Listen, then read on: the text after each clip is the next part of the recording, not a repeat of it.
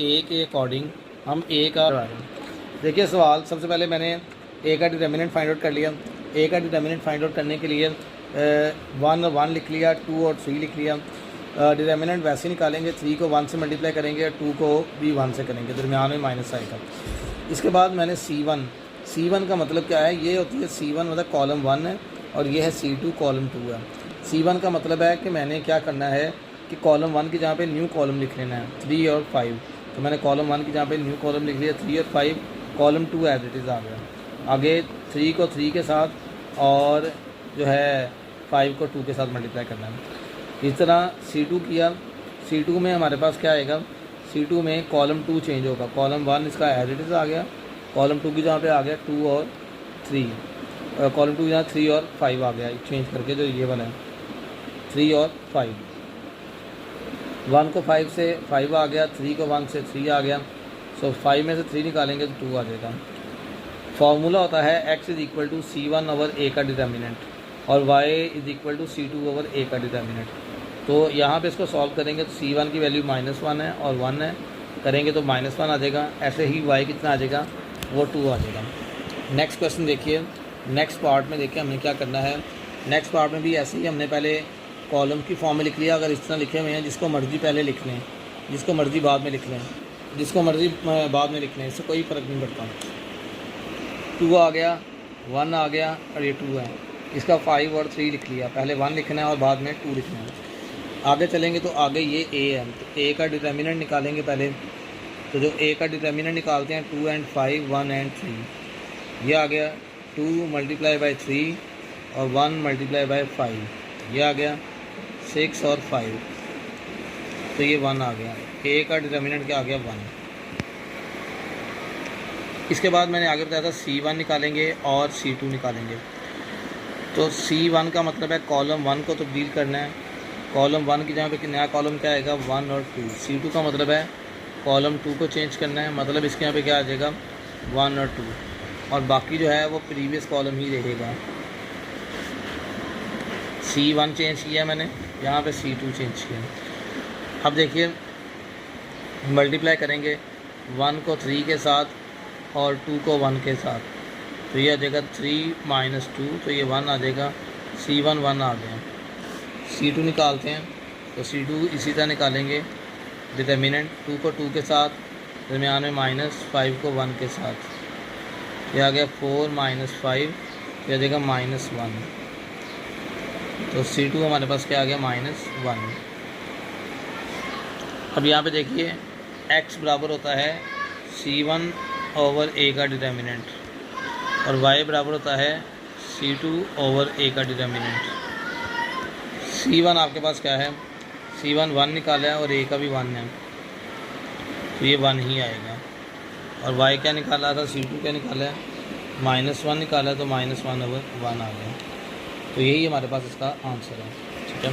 इसके बाद अगला जो थर्ड पार्ट है वो भी एज इट इज़ है, इसमें भी सेम है, कोई चीज़ चेंज नहीं है। नेक्स्ट पे आएँ। नेक्स्ट देखिए -2 1 आ गया, 6 - 3 आ गया।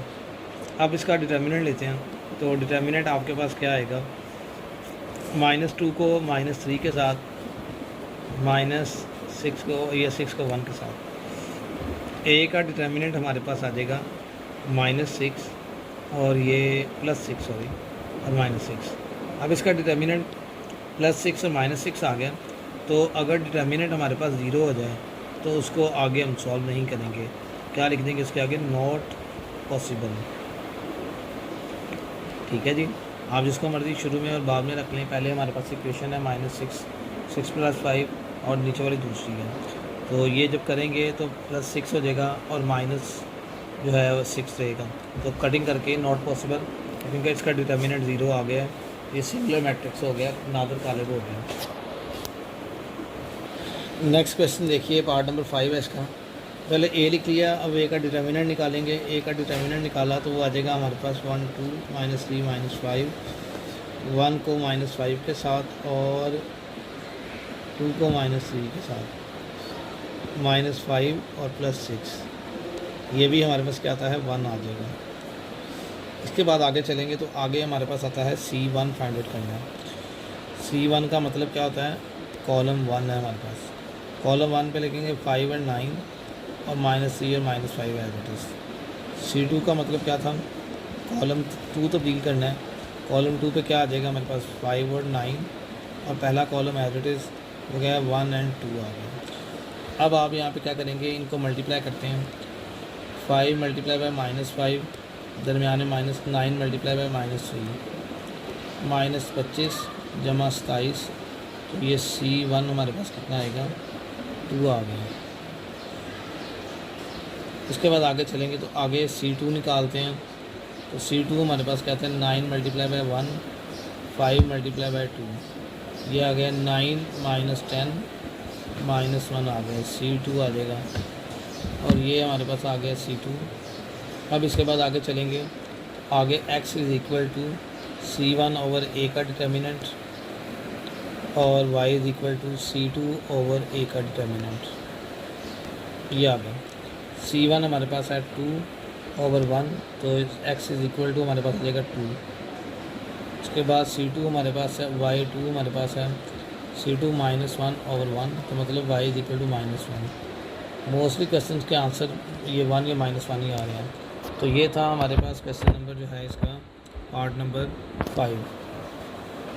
लास्ट पार्ट नंबर 6 है इसका। देखिए डिटर्मिनेंट निकालना है इसका। पहले आपने A का डिटर्मिनेंट निकालते हैं, 5 मल्टीप्लाई बाय 5 और 2 मल्टीप्लाई बाय 2, तो ये आ जाएगा 25 और ये आ गया 4, तो ये 21 आ गया।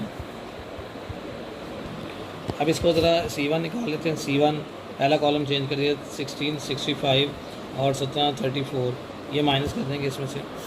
C1 और C2 हमने फाइंड आउट कर लिया जी। इसमें देखिए कॉलम 1 और कॉलम 2 को चेंज करके अब हमारे पास x क्या आएगा, C1 ओवर A का डिटर्मिनेंट और वो आ जाएगा हमारे पास 31 ओवर 21, और y आ जाएगा हमारे पास C2 ओवर A का डिटर्मिनेंट, वो हमारे पास आ जाएगा 59 ओवर 21। तो ये था हमारे पास सारे के सारे क्वेश्चन ग्रामर रूल के, इनको अच्छी तरीके से कर लीजिएगा।